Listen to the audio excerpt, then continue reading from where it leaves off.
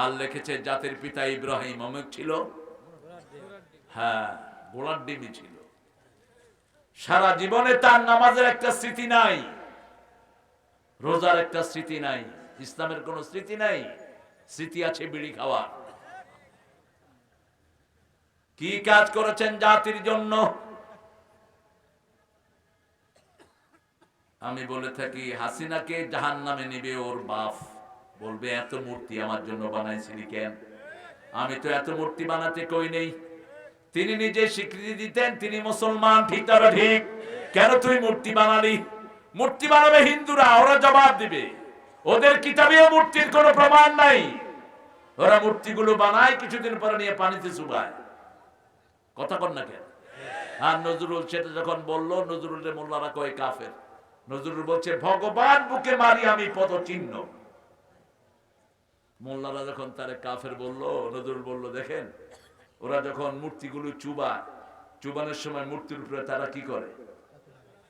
কি করে? পা দেয় কিনা? তো আমি তো সেটাই লিখছি, আমি তো অন্য কিছু লিখিনি। বাস এক কথায় জবাব শেষ। আপনি যে কোনো হিন্দু বাইরে জিজ্ঞেস করেন বিপদে পড়লে কাকে ডাকেন, দেখবেন বলবে বিপদে পড়লে আমরাও আল্লাহরই ডাকি। কারণ কলিজার ভিতরে কার নাম লেখা আছে? মিশরের একজন ডাক্তার প্রথম ওপেন হার্ট সার্জারি শুরু করেন আজ থেকে 150 বছর আগে, 200 বছর আগে।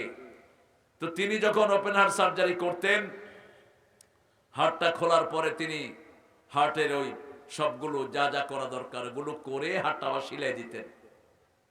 তিনি হার্টটাকে ভালো করে দেখতেন না, আর শেষ করে তিনি 2 রাকাত নামাজ পড়তেন, আল্লাহ শুকরিয়া আদায় করতেন। আজকে হার্ট খোলার পরে তিনি দেখে শুধু কাঁদছেন আর কাঁদছেন। লোকেরা জিজ্ঞেস করছে ওনার জুনিয়র ডাক্তাররা, স্যার আপনি প্রত্যেক দিন তো হার্ট অপারেশন করে 2 রাকাত নামাজ পড়েন, শুধু কাঁদছেন কেন? ডাক্তার জবাব দিচ্ছে আমি তো এতদিন হার্টটা ঠিক মতো দেখি নেই, এখন রক্ত সরিয়ে হার্টের দিকে তাকিয়ে দেখি হার্টের উপরে আল্লাহর নামটা সিল মারা আছে। এই হার্ট নিয়ে কিভাবে আল্লাহর বিরুদ্ধে কথা বলস? এই হার্ট নিয়ে কিভাবে আল্লাহর বিরুদ্ধে আইন পাশ করস? এই হার্ট নিয়ে কিভাবে রাসূলের বিরুদ্ধে কথা বলস? এই হার্টই তো আল্লাহর নাম সেখানে লেখা। আর আল্লাহ বলছেন আলা বিযিকরিল্লাহি তাতমাইন্নুল। এই ছেলে উঠলা কেন? এই কই যাও? হাই হাই, এত ছোট মানুষ তোর ওয়াশরুম হইল? থাক, ছোট মানুষ আবার কি না কি করে ফেলে। এক সাহাবী মসজিদে নববীতে বসে পেশাব করে দিচ্ছে রাসূলের ওয়াজ শুনতে শুনতে। দেখেন ঘটনায় ঘটনা মনে আসে। সব সাহাবী হাত গুটে আনিছে, তুই এই কাম করার জায়গা পাইলি না। কিন্তু রাসূল কি বলছেন দেখেন, বাশশিরু ওয়ালা তুনাফিরু, আসসিরু ওয়ালা তুআসসিরু, বুইসতু মুআসসিরিন। এই সহজ করে দাও, কঠিন করে দিও না। সুসংবাদ দাও, দুঃসংবাদ দিয়ে সরিয়ে দিও না। আমি সহজ করার জন্য দুনিয়াতে এসেছি। সবার হাত নেমে গেল। রাসূল সাল্লাল্লাহু আলাইহি ওয়াসাল্লাম আলোচনা শেষ করলেন, লোকটা হাত তুলল, আল্লাহ ইরহাম আলাইয়া ওয়া ইরহাম আলা মুহাম্মদ। হে আল্লাহ আমার উপর রহম করেন, মুহাম্মদ সাল্লাল্লাহু আলাইহি ওয়াসাল্লামের উপর রহম করেন। ওয়ালা তুরহাম আলাইহিম, যারা আমারে মারতে ধরছে একটার উপরও রহম করেন না। ইসলাম কত সুন্দর, মসজিদে পেশাব করেছে তাও বের করে নেই, ঠিক তবে ঠিক। কিন্তু রাসূল বলেছেন যারা পেঁয়াজ রসুন খেয়ে মসজিদে যাবে তাদের ডানা ধরে বাহিরে ফেলে দিয়ে আসবা। এখন থাকলে বলতেন বিড়িখোরদেরকে মসজিদে ঢুকতে দিও না। বিড়িখোর অবশ্য এখানে নাই, হ্যাঁ বিড়িখোরে তো জয় জয়কার। বিড়িখোরদের পিছনে, বিড়ি কোম্পানির পিছনে হুজুরা গুড়গুড় করে সারাদিন, রুচি নাই। 1100 রোগ বিড়ির ভিতরে, বিড়ির গায়ে লেখা থাকে ধূমপানে কি পান? বিষ পান। তুই বিষ খাস কেন? তুই বিষ খায়, বিষ বিক্রি করে, আবার মসজিদ দেয়। কিসের তোর মসজিদ? তোর সম্পদ হারাম, হারাম দিয়ে যা ইবাদত করবি সবই হারাম, ঠিক না ঠিক? কিসের তোর ইবাদত? আল্লাহ রাব্বুল আলামিন বলছেন ও নবী আপনি নিজেকে ধ্বংস করে দিবেন না, আপনি নিজে এত পেরেশানি হবেন না। মানুষ ঈমানের পথে আসবে। কিভাবে ঈমানের পথে আনতে হবে মানুষকে?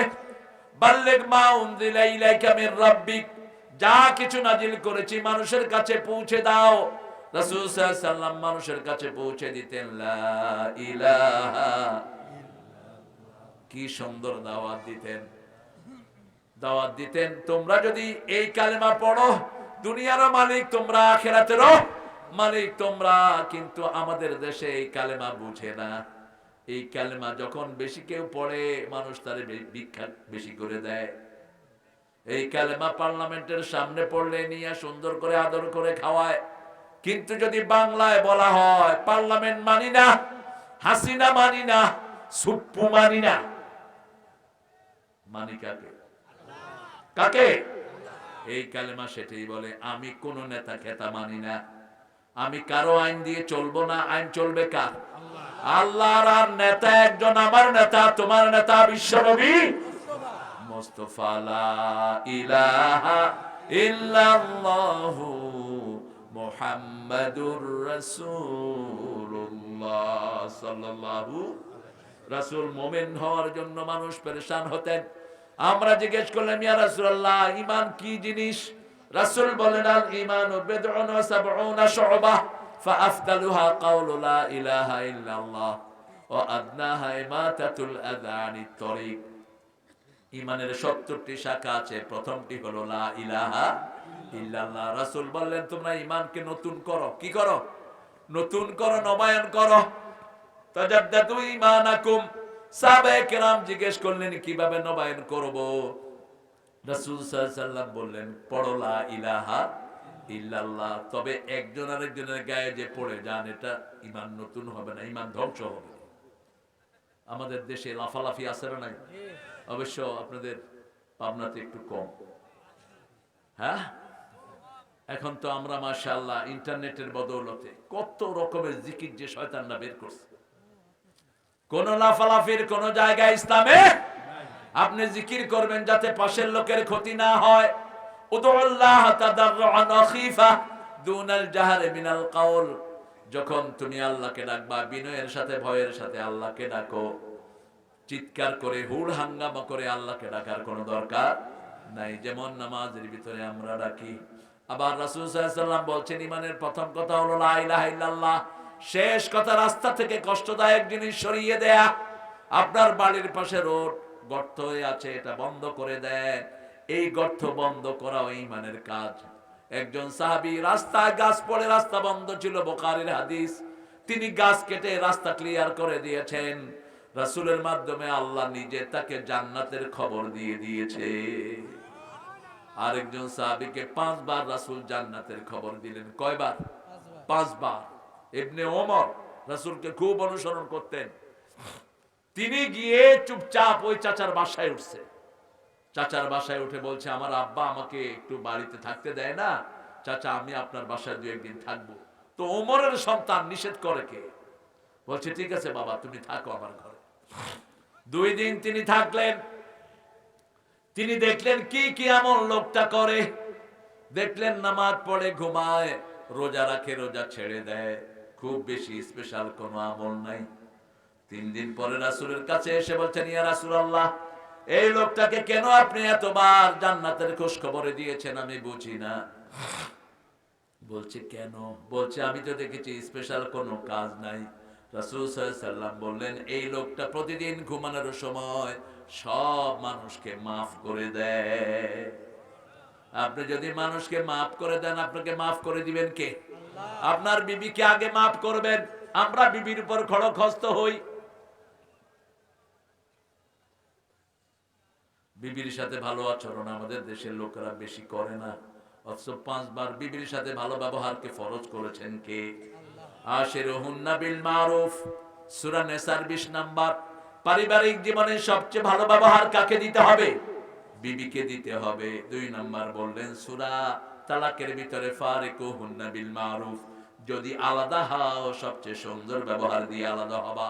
সাররিহুহুন্না বিল মারুফ, মাতান বিল মারুফ, হাক্কান বিল মারুফ, তার যা কিছু তাকে দিবা, সর্বশ্রেষ্ঠটা তাকে দান করবা। রাসূল বলছেন, যা কিছু তুমি খাও তোমার বিবিকে তা খাওয়াও, যেই পোশাক তুমি পরো সেই মানের পোশাক তাকে দাও। ডাবল বিবাহ যারা করেন তাদের ব্যাপারে সূরা নিসা আল্লাহ বলছেন, লাম তাস্তাতিয়ান তাদিলু, এরা কখনো ভারসাম্য করতে পারে না। আশরাফ আলী থানভীর নাম শুনেছেন তো? কে ছিলেন? রাহমাতুল্লাহি আলাইহি। অজস্র কিতাব তিনি লিখেছেন, অনেক বড় আলেম ছিলেন তিনি। তিনি 2 বিয়ে করলেন, করার পরে ঘরের ভিতরে প্রত্যেক দিন কিলাকিলি, ধরাধরি, মারামারি, এ ওদের বিরুদ্ধে, এ ওর বিরুদ্ধে। এরপরে সিদ্ধান্ত নিলেন আমি বলে ছেড়ে দেব। কিন্তু বড় বউ বললেন না, বিয়ে যখন করেছেন রেখে দেন। বলছে যেরকম রাসূল যেরকম ভারসাম্য করতেন, সব বিবিকে সমান সময় দিতেন, সব সমান খাওয়া দিতেন, সমান স্ট্যান্ডার্ডের বাড়ি দিতেন, কাউকে সময় বেশি দিতেন না, কম দিতেন না, আপনারা সেটা করেন। তিনি সেটা করতে লাগলেন। এত কঠিন অবস্থা দাঁড়ালো তিনার ফলোয়াররা তার কাছে বিভিন্ন জিনিস নিয়ে আসতো, বলতো তোমরাই 2 ভাগ করে 2 বিবিকে দাও। কয় না হুজুর আপনি দেন। কয় না আমি দিব না, একটু কম বেশি হলে আমারে কি লেবে আল্লাহ, তোমরা দাও।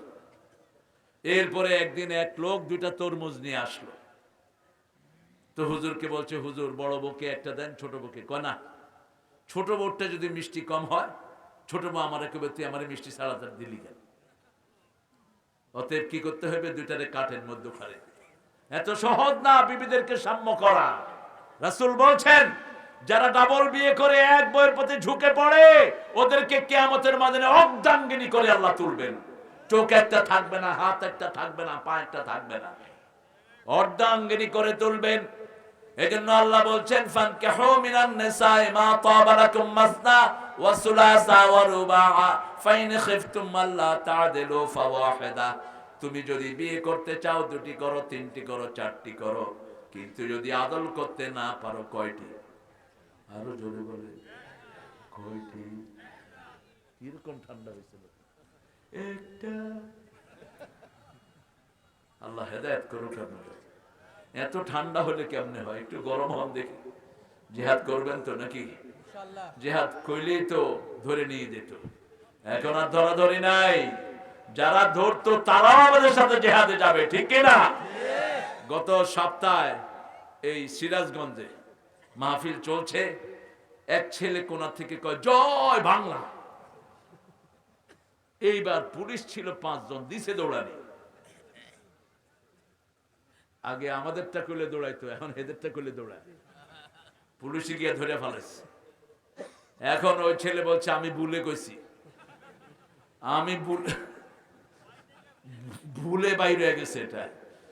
কয় তোরেই তো খুঁজতেছিলাম, হেদের একটারেও খুঁজা পাই না, এই অনেকদিন পরে একটা জয় বাংলা পাইছি। 10টা মামলা তোর বিরুদ্ধে চল। এখন জামাতের আমি সিরাজগঞ্জের আমারে বলতেছে আমি অনুরোধ করতেছি যে দিয়েন না, এমনি ভুলেই কইছে। কয় না অন্তত 5টা তো দমু, কারণ খুঁজে তো পাই না এগুলোতে। আল্লাহর কি ফয়সালা দেখেন, যারা জুলুম করে তারা জমিনে থাকতে পারে না, ঠিক ঠিক। আমরা যেন জুলুম না করি, আমরা কারো ঘরে আক্রমণ করব না, কারো সম্পদ নষ্ট করব না। সম্পদ নষ্ট করা নিষেধ করেছেন কে? এক মুমিন কখনো কারো সম্পদ নষ্ট করতে পারে না, এক মুমিন কারো সম্পদ আত্মসাৎ করতে পারে না। রাসূল সাল্লাল্লাহু আলাইহি ওয়াসাল্লামের অবস্থা দেখেন, তিনি যখন মক্কা থেকে হিজরত করবেন, তার কাছে মুশরিকদের সোনা দানা গয়না সব তার কাছে রক্ষিত। যারা তাকে মেরে ফেলার জন্য ঘেরা দিয়েছে, তাদের জিনিসই তিনি পাহারা দিচ্ছেন। আলীকে বললেন আলী তুমি এই জিনিসগুলো নিয়ে আমার বিছনায় পড়ে থাকো, আল্লাহ এখন সিদ্ধান্ত পাঠিয়েছেন এই রাতেই আমি হিজরতে যেতে হবে। রাসূল সাল্লাল্লাহু আলাইহি ওয়াসাল্লাম হিজরতের জন্য উঠলেন। দেখেন ঘরের চারিদিকে 100 যুবক হাতের ভিতরে হাত দিয়ে দাঁড়িয়ে আছে। ইকরামা সহ আবু জেহেল ঘোষণা করেছে মুহাম্মদকে জীবিত মৃত অবস্থায় ধরে দিতে পারলে 100 উট পুরস্কার দেয়া হবে। কয়শো? 100 উট সব ধরে দাঁড়িয়ে আছে। রাসূল সাল্লাল্লাহু আলাইহি ওয়াসাল্লাম বলছেন ইয়া আল্লাহ কিভাবে আমি বের হব? আল্লাহ বললেন তুমি পড়ো জাআলনা, পড়েন ওয়াজআলনা মিন বাইনি আইদিহিম সাদ্দাও ওয়া মিন খালফিহিম সাদ্দা ফাআগশাইনাহুম ফাহুম লা ইউবসিরুন। এই আয়াত যদি আপনি পড়েন, দুশমনের সামনে দিয়ে আপনি চলে যাবেন, দুশমন আপনাকে দেখবে না, তার চোখকে অন্ধ করে দিবেন কে? রাসূল এটা পড়লেন, বালুতে ফু দিলেন, বালুগুলো ছিটিয়ে দিলেন, বালু ঘুরে ঘুরে সব কাফেরের চোখে গিয়ে ঢুকলো। কাফের চোখ কসলাতে শুরু করলো। আল্লাহ বললেন ওয়া মা রামাইতা ইদ রামাইতা ওয়ালাকিন্নাল্লাহ রামা। রামিয়ন মানে হলো ক্ষেপণাস্ত্র। আপনি মানেন নাই, আপনি বালু উঠিয়েছেন, ওদের চোখে ঢুকানোর ব্যবস্থা করে দিয়েছেন কে? আল্লাহ। সেই আল্লাহ এখনো আছে না নাই? আমাদেরকে দুর্বল ভাববেন না, আমরা সব সেই আল্লাহর উপর তাওয়াক্কুল করে আছি। আগামী দিনের পৃথিবী হবে ইসলামের পৃথিবী, আগামী দিনের পৃথিবী হবে কোরআনের পৃথিবী। ঠিক না ঠিক? প্রতিদিন হাজার হাজার যুবক পড়ছে লা ইলাহা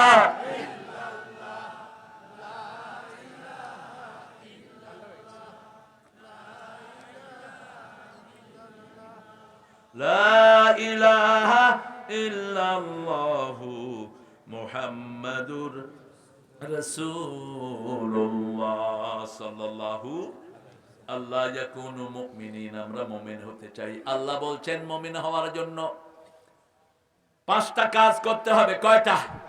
প্রথম, ঈমান আনতে হবে কার উপর? 2 নাম্বার, নামাজ পড়তে হবে। 5 ওয়াক্ত পড়বেন তো? ইনশাআল্লাহ। আর কাজা করব না। নামাজ বেশি যেখানে রহমত বেশি। রাসূল প্রত্যেকদিন 50 রাকাত শুধু নফল নামাজই পড়তেন। ফরজ পড়তেন 17 রাকাত। এই 67 রাকাত পড়তেন রাহমাতাল লিল আলামিন। আপনি কয় রাকাত পড়েন? যেই মাসে নামাজ বেশি সেই মাসে খাওয়া বেশি, সেই মাসে বরকত বেশি। ডাক্তারদেরকে জিজ্ঞেস করবেন কোন মাসে রোগী পান না? ডাক্তাররা বলে আমরা দোয়া করি রমজান যেন তাড়াতাড়ি বিদায় হয়। রমজানে আমরা রোগী পাই না, কারণ রমজানে আমরা কার রুটিন মানি? কার? আল্লাহর রুটিন মানি। নামাজে দাঁড়ায় যে ভালো হয় তার রোগ ব্যাধি ভালো হয়ে যায়। নামাজ যেখানে আছে সেখানে কোনো বাজে জিনিস থাকতে পারে। মসজিদে গেলেই দেখবেন ঘুম আসে। কেন? মসজিদ হলো আল্লাহর রহমতের জায়গা। 24 ঘন্টা সেখানে কোরআন তেলাওয়াত হয়, জিকির হয়।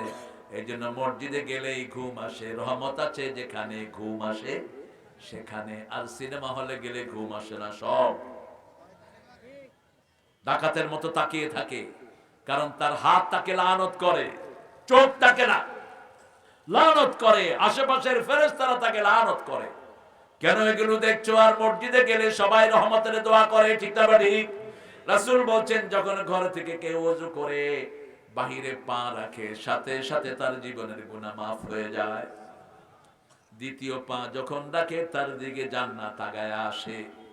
রাসূল বলছেন প্রতি ওয়াক্তে যারা মসজিদে যায় আল্লাহ তাদের জন্য জান্নাতটাকে সাজায়া দেয়।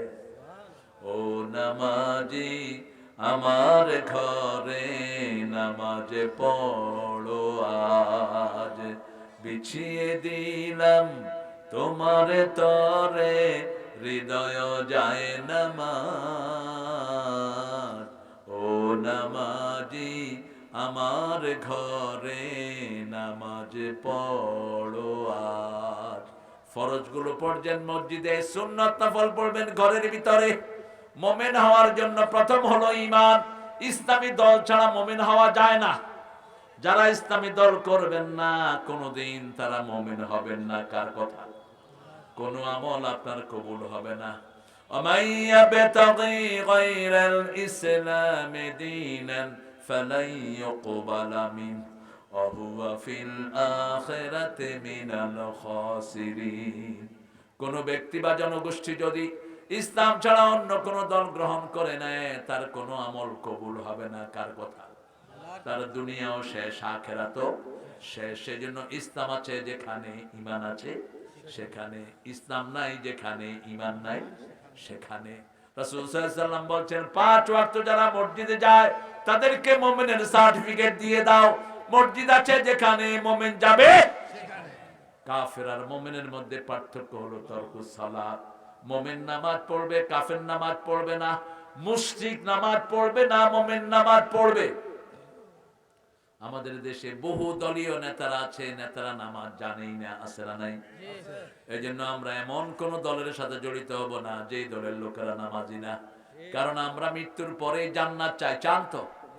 আল্লাহ বলছেন শুনো জাহান্নামের কারণ কি। শুনো, জাহান্নামের প্রথম কারণ ইয়াতাসাআলুনা আনিল মুজরিমিন মা সালাকাকুম ফি সাকার قالوا لم نك من المصلين ولم نك نطعم المسكين كنا نخوض مع الخائضين كنا نكذب بيوم الدين আল্লাহ জিজ্ঞেস করবেন কেন জাহান্নামে আসলা আল্লাহ আমাদেরকে হেফাজত করেন আল্লাহ আমাদেরকে মাফ করে দেন আমরা দুনিয়ার আগুনই সহ্য করতে পারি না ঠিক না ঠিক রাসূল যে কোন জাহান্নামের আয়াত আসলে কাঁদতেন রাহমাতাল লিল ওনার সব গুনাহ মাফ কেন কাঁদতেন উম্মতদের জন্য কাদের জন্য উম্মতদের জন্য আর তিনি পড়তেন আল্লাহুম্মা আজিরনা মিনান নার পড়েন আল্লাহুম্মা আজিরনা মিনান প্রতিদিন 7 বার পড়বেন রাসূল বলছেন যারা 7 বার সকালে পড়ে আল্লাহুম্মা আজিরনা মিনার জাহান্নাম আল্লাহর কাছে সুপারিশ করবে আল্লাহ এই লোকটাকে আপনি জাহান্নামে দিয়েন না প্রতিদিন যে বলবে আদখিলনাল ফিরদাউস মাআল আবরার নেককারদের সাথে আমাদেরকে জান্নাতুল ফিরদাউস দেন জান্নাতুল ফিরদাউস বলবে আল্লাহ আপনার এই গোলামকে আপনি জান্নাতুল ফিরদাউস দান করে দেন আল্লাহ আমাদের সবাইকে কবুল করেন আমিন আল্লাহ বলছেন নামাজি না পড়া মিসকিনদেরকে খাওয়া না দেয়া আবার যারা মিসকিনদেরকে খাওয়া দেয় না এরাই আখিরাতকে অবিশ্বাস করে কার কথা أرأيت الذي يكذب بالدين فذلك الذي يدع اليتيم ولا يحض على طعام المسكين Have you seen those people who are denying the resurrection day? ওই মানুষকে দেখেছো নাকি যারা আখিরাতকে অস্বীকার করে তাদের প্রথম খাসলত হলো এতিমের গলা ধরে ধাক্কা দেয় বড় ভাই মারা গেছে ছোট বাচ্চাগুলো এতিম তাদের সম্পদ মেরে খেয়ে ফেলে আছে না নাই কথা কোন না কেন বহুত আছে আরে সর্বনাশ আহা কিসের তোর নামাজ আর রোজা তোর পেটে তো তুই আগুন ঢুকালি আল্লাহ বলছেন আল্লাযীনা ইয়াকুলুনা আমওয়ালান নাস বিল বাতিল ওয়া ইয়াসুদ্দুনা আন সাবিলিল্লাহ যারা মানুষের সম্পদ অন্যায়ভাবে খায় তারা আল্লাহর রাস্তা থেকে মানুষকে ফিরায় ইয়াকুলুনা ফি বুতুনিহিম নারা তাদের পেটের ভিতরে তারা আগুন ঢুকায় কি ঢুকায় আগুন ঢুকায় একজন এমপির ছেলে কোটিপতি হয় কেমনে একটা সাধারণ পুলিশ শত শত কোটি টাকার মালিক হয় কেমনে সব কার টাকা জোরে বলে কার টাকা আপনাদের ওই প্রেসিডেন্টের পোলার ঘরের ভিতরে কোটি কোটি টাকা পাওয়া গেছে ঠিক না ঠিক এগুলো কার টাকা হিসাব একজন নিবেন তিনি কে আল্লাহ হিসাব নিবেন আল্লাহ বলছেন এতিমের গলা ধরে যারা ধাক্কা দেয় অর্থাৎ এতিমকে সম্পদ থেকে বঞ্চিত করে এরা আখিরাতকে বিশ্বাস করে না হলা ইয়াহুদ্দু আলা তুআমিল মিসকিন মিসকিনের খাওয়ার ব্যাপারে উৎসাহিত করে না মিসকিন কার আমাদের এখানে অধিকাংশ মিসকিন মিসকিন হলো যার এক মাসের বেতন 15 দিনও চলে না এর নাম কি মিসকিন 30,000 টাকা পায় ঘরে খাওয়ার লোক হলো 7 জন 15 দিন পরে টানাটানি আসে না নাই এই লোকটার নাম কি মিসকিন আল্লাহ বলছেন এদেরকে খুঁজে খুঁজে বের করো এদের বুক ফাটে তো মুখ ফাটে না কারো কাছে বলতে পারে না ইলহাফ ওদের চেহারায় কষ্টের চিহ্ন কিন্তু মুখ খুলে কারো কাছে বলতে এদেরকে খুঁজে খুঁজে দাও এদের কাছে যাও প্রথম দেখো তোমার নিকটাত্মীয় এরকম কেউ আছে কিনা আতাল মালা আলা হুব্বিহি যাবিল কুরবা ওয়াল ইয়াতামা ওয়াল মাসাকিন ওয়াবনাস সাবিল আল্লাহ বলছেন পূর্ব পশ্চিমের মাথা ঠোকানোর মধ্যে কোনো সওয়াব নাই ওয়ালাকিন্নাল বিররা মান আমানা বিল্লাহ আসল সওয়াব হলো ঈমান আনার ভিতরে আর ঈমান আনার পরে প্রথম নিজের সম্পদগুলো আল্লাহর ভালোবাসায় নিকটাত্মীয়কে দিবা রাসূল 4 সিঁড়ির খবর নিতেন কয় সিঁড়ি শুনতেছেন আপনারা আপনারা আছে একটু জোরে বলেন তো আল্লাহু আকবার আল্লাহু আকবার শীত কি বেশি নাকি আজকে তো এরা এত ঠান্ডা হয়ে গেছে ঠান্ডা হয় না জোরে হও হ্যাঁ জোরে হও জোরে আল্লাহু আকবার এখন জিহাদের জন্য তৈরি হতে হবে ইনশাআল্লাহ সবাই অস্ত্র ট্রেনিং নেবেন রাসূলের সহিহ হাদিস যে যুদ্ধবিদ্যা শিখে না সে আমার উম্মত না আফগানিস্তানের প্রত্যেক ছেলে কি জানে? কি জানে? অবাক হয়ে তাকিয়ে আছেন। রাসূল 10 বছরে 80টা যুদ্ধ করেছেন, আপনি কয়টা করছেন? এত সুফি সাজেন কেমনে? 10 বছরে 80টা যুদ্ধ করেছেন রাহমাতাল লিল আলামিন। চিঠির ভাষা কি? 13 বছর মাইর খেলেন মক্কায়, মদিনায় গেলেন, মানুষের 5টা অধিকার দিলেন, অন্ন, বস্ত্র, শিক্ষা, চিকিৎসা, বাসস্থান। বলল এই ইহুদিরা থাকো, এই মুশরিকেরা থাকো, খ্রিস্টানেরা থাকো, কিন্তু আল্লাহ রাসূলের বিরুদ্ধে কোনো কথা বলতে পারবা না। কে?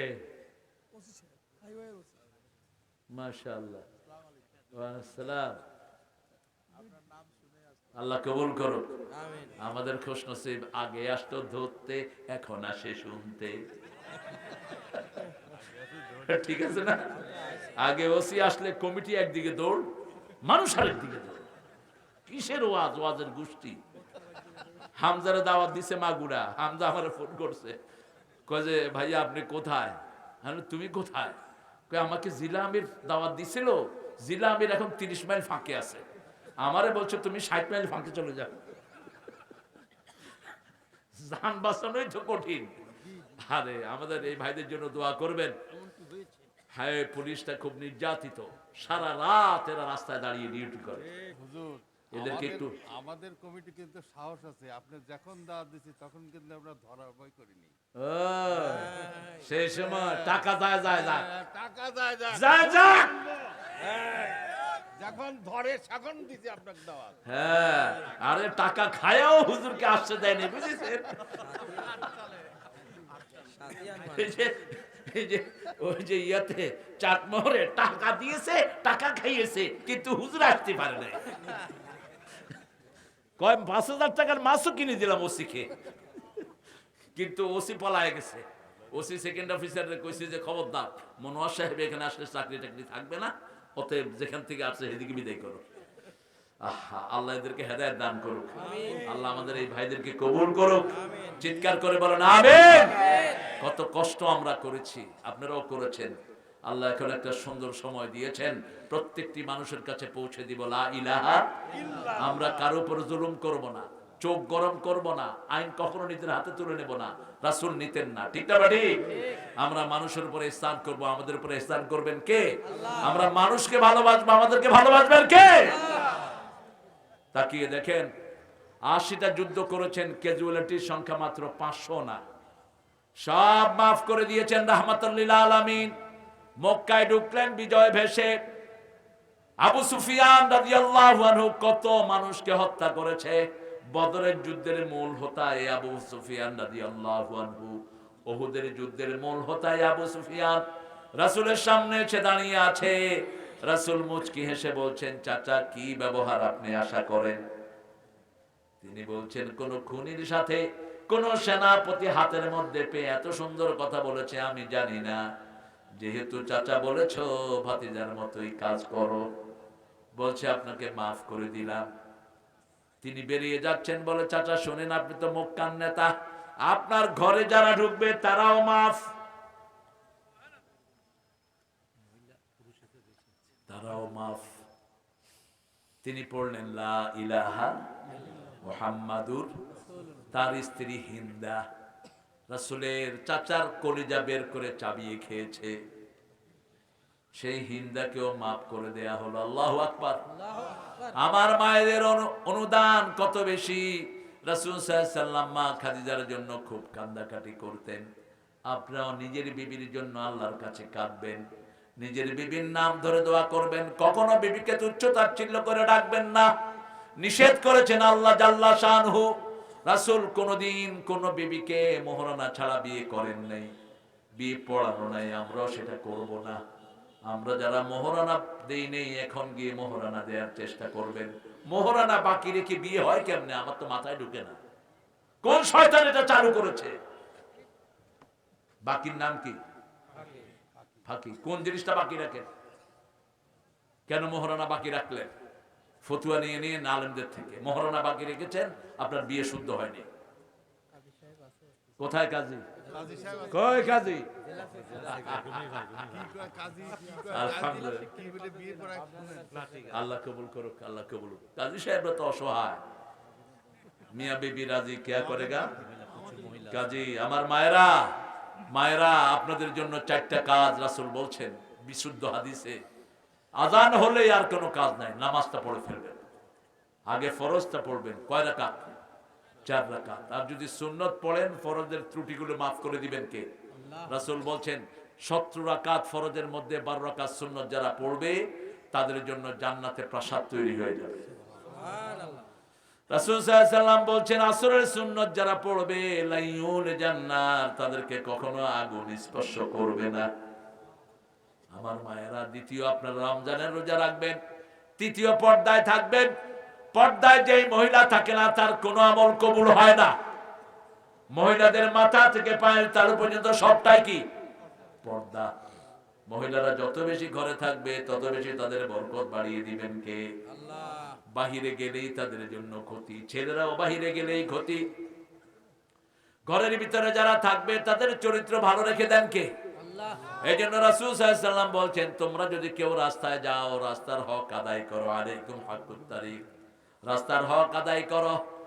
যারা রাস্তায় বসবা, প্রথম বলেছেন রাস্তায় কেউ বসবা না, এরপরে বলেছেন রাস্তায় যদি কেউ বসো হক আদায় করবা। 4টা হক। কয়টা?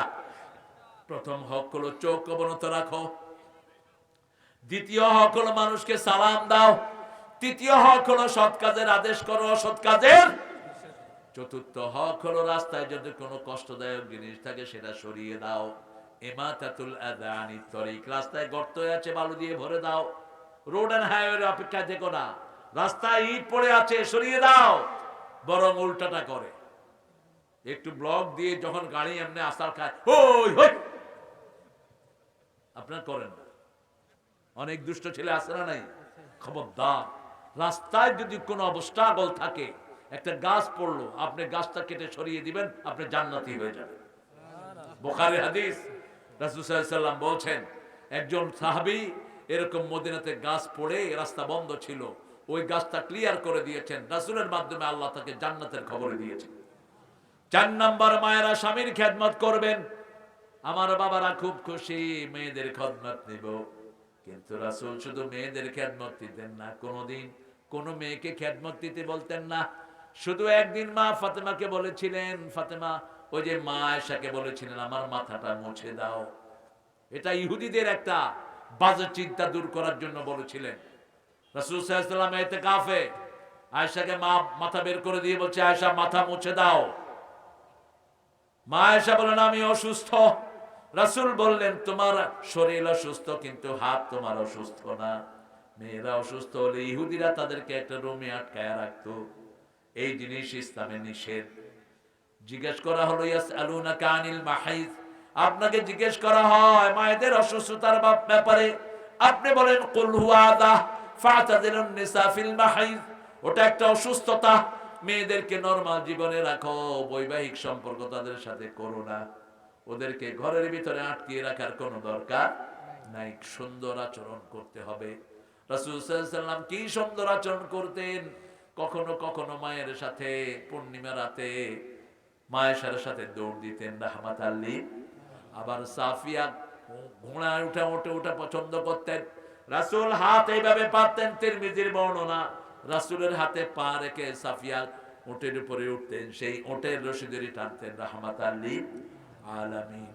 আবার একদিন রাতে রাসূল বের হলেন সাফিয়াকে নিয়ে, কয়েকজন সাহাবীর সাথে দেখা, রাসূল তাদেরকে সালাম দিলেন, সালাম দিয়ে বললেন শুনো এই রাতের বেলায় তোমরা ধারণা করতে পারো রাসূল কারে নিয়ে ঘুরছেন। সাহাবায়ে কেরাম বলছেন ইয়া রাসূলুল্লাহ আমরা ধারণা করি নাই। রাসূল বললেন তোমাদের শিরায় শিরায় শয়তান প্রবাহিত হতে পারে, আমি তোমাদের মনটা পরিষ্কার করে দিচ্ছি, আমার সাথে যিনি হাঁটতে বেরিয়েছেন তোমাদের মা সাফিয়া। সাফিয়া রাদিয়াল্লাহু আনহা রাসূলের বিয়ের 2 বছর আগে স্বপ্ন দেখেছেন পূর্ণিমার চাঁদ ওনার কোলে এসেছে। খয়বর দুর্গ বিজয় হওয়ার পরে তিনার বিয়ে হয়। তিনার জামাই ছিলেন খয়বরের বড় ইহুদি পরিবারের সন্তান, বড় জ্ঞানী ছিল জামাই। জামাই যখন শুনেছে বিবি স্বপ্ন দেখেছে পূর্ণিমার চাঁদ তার কোলে এসেছে, বিবিকে ঠাস করে এক চড় মারলেন।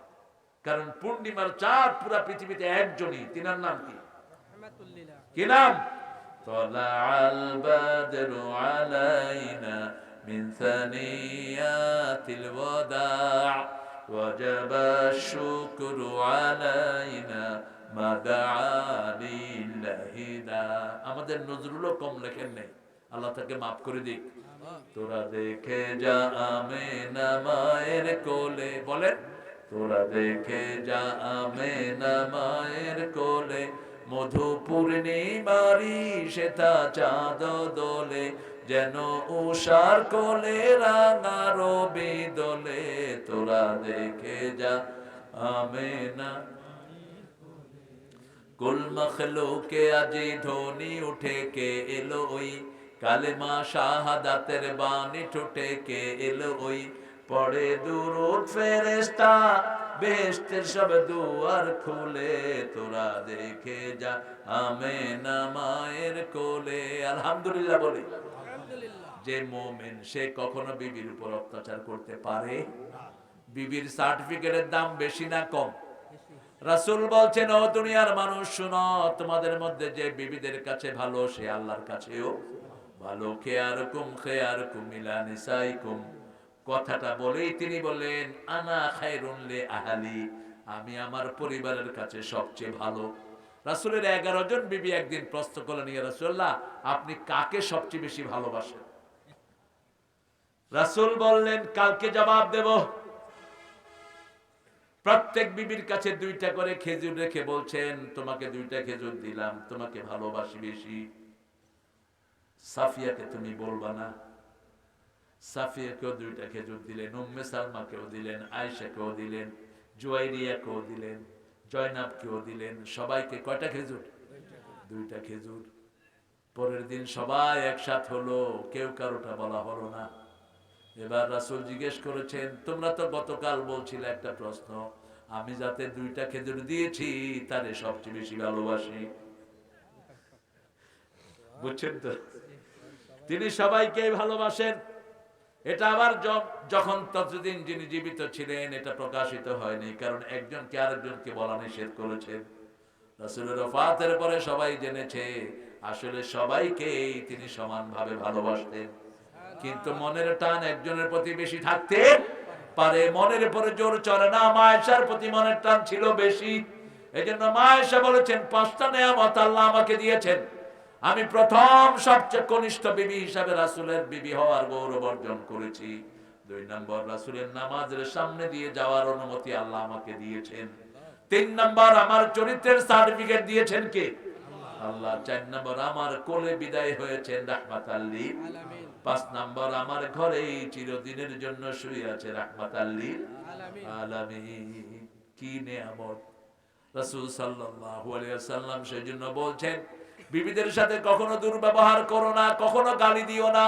লা তাসাব্বুল বানাত ইন্নিয়াবুল বানাত, কোন মেয়েকে তোমরা গালি দিও না, আমি নবী মুহাম্মদ সব মেয়েদের বাবা। রাসূল বলতেন, 3টা জিনিস আমার সবচেয়ে প্রিয়। প্রথম হলো সুগন্ধি, আর আমাদের কাছে থাকে বিড়ির মতো দুর্গন্ধ। বাথরুমে ঢুকে কি খায়? বিড়ি খায়। আপনারা খান না? অবশ্য অনেকেই খায়। গাঁজা খায়। ঠিকই কইছে, খাবার কি আর। এখন স্কুলের ছেলেরাও গাঁজা খাচ্ছে, টেনশন করে লাভ নাই। আমাদের প্রশাসনকে ছেড়ে দেন উন্মুক্ত। নেতাগিরি করবেন না প্রশাসনের উপর, বিগত সরকারের মতো। সারা রাত কষ্ট করে আসামি ধরে, পান্ডা নেতারা এই কারে ধরছ, স্যার স্যার স্যার তাড়াতাড়ি বাসায় দিয়ে আয়। বাস, ছিল চোর, এরপরে হয় এটা কি কি হয়? একজন খুন করছে, এরপরে 100 জন খুন করে, কারণ সার্টিফিকেট তো পেয়ে গেছে। প্রশাসনকে শুধু আমাদের পুলিশদেরকে যদি ফ্রিলি ছেড়ে দেয়া হয়, 1 সপ্তাহ লাগবে না, গাঁজাখোর মদখোর সব ঢুকিয়ে দিবে ঘরের ভিতরে, ঠিক কিনা? কারণ এরা সবাই জানে কোথায় কি হয়, কোন পয়েন্টে কি বিক্রি হয়। আর বাংলাদেশের পুলিশের মতো ট্যালেন্ট পুলিশ বাংলাদেশে একটাও দুনিয়াতেই নাই। এরা চোখ দেখে আসামি চিনে। আপনি দেখবেন গাড়িতে উঠে হাঁটে, হাইটে হাইটে কর, তুই উঠ, এই তুই উঠ, উঠ উঠ। ওর পকেটে হাত দেয়, দেখে যে গাঁজা রহমতুল্লাহ আলাইহি। আরেক পকেটে হাত দেয়, ইয়াবা মাদ্দা জিল্লুহুল আলী। বাস, হ্যাঁ বাবাও আছে, এই যে দেখছেন বাবাও আছে। শুধু দরকার আমাদের এই ট্যালেন্ট পুলিশ বাহিনীকে একটু স্বাধীনতা দরকার, ঠিক কিনা? আমি টেকনাফে গেলাম, তো একজন ওসি অফিসার ইনচার্জ, খুব নামাজি তিনি, কয় স্যার কত কিছু যে দেখি, এক বাসে দেখি যে 14 জন সব পাগড়িধারী মাইক্রোবাস। যখনই আমরা চেকিং করতে গেছি সমানে জিকির করতেছে। প্রথম চেকাররা ভয় আর ধরে নেই, এত বড় আল্লাহর ওলিরা এত পাগড়ি। বলছে আপনার জিকির বন্ধ করুন। নাউজুবিল্লাহ, আল্লাহ জিকির বন্ধ হইতে হবে নামা। ওনাকে ফোন করছে ওখান থেকে, বলছে স্যার এরকম একটা গ্রুপ যাচ্ছে, স্যার আপনি সেখানে থাকেন। উনি খুব নামাজি, বলছে আপনাদের জিকির বন্ধ করেন। কয় সর্বনাশ, জিকির বন্ধ করা যাবে না, আমরা ওযু করে জিকির শুরু করেছি। উনি বলছেন আমি ওযু করে নামাজ পড়ে এসেছি, বন্ধ বন্ধ করেন তাড়াতাড়ি। কয় দেখেন আপনি সীমা লঙ্ঘন করছেন। কনস্টেবলকে বললো একজনের পাগড়ি ধরে টান দাও। পাগড়ি ধরে টান দিছে, দেখে যে ফরফর করে ইয়াবা ভরতেছে। এগুলো ছিল চোর, হুজুরের ভেষ ধরছে, ঠিক না ঠিক? আমাদের পুলিশগুলো, অনেক পুলিশ ভাই আছে রাতের অন্ধকারে আল্লাহর কাছে চোখের পানি ঝাড়ে, আসে না নাই? আমি আওয়ামী লীগের সময় একজন ওসিকে দেখেছি ঢাকার মিরপুরে একটা নামাজের ভিতরে একটা মসজিদের কোনায় তিনি কাঁদছেন, পিছনে কনস্টেবল 2-3 জন। আমিও ঢুকছি নামাজ পড়তে। আমি বললাম ভাই পুলিশেরা আপনারা এখানে কি করেন? কারণ তখন তো পুলিশ দেখলে আমরা চিন্তা করতাম আমাদেরকে মেহমান খানায় নাই কিনা ধরে। বলছে স্যার আমাদের বড় স্যার ওসি স্যার ওখানে নামাজ পড়ছেন, আমরা কয়েকজন জামাত এক সাইডে পড়লাম, দেখি যে কোনায় গুনগুন করে কাঁদতেছে ওই অফিসার ইনচার্জ। আল্লাহ এরকম অফিসারের সংখ্যা আপনি বাড়িয়ে দেন, আরো চিৎকার করে বলেন আমিন। আপনাদের এই কুষ্টিয়া, এই যে এই পাশে কুষ্টিয়াতে একজন অফিসার ইনচার্জ আমার হাত ধরে কি কাঁদা কাঁদলেন, আপনি এত কাঁদছেন কেন? বলছে আমার আব্বাও কোরআনে হাফেজ ছিল, আমি একজন হাফেজকে বাড়ি মারছি, এখন কি জবাব আল্লাহর কাছে দেব, সেজন্য আমি কাঁদছি।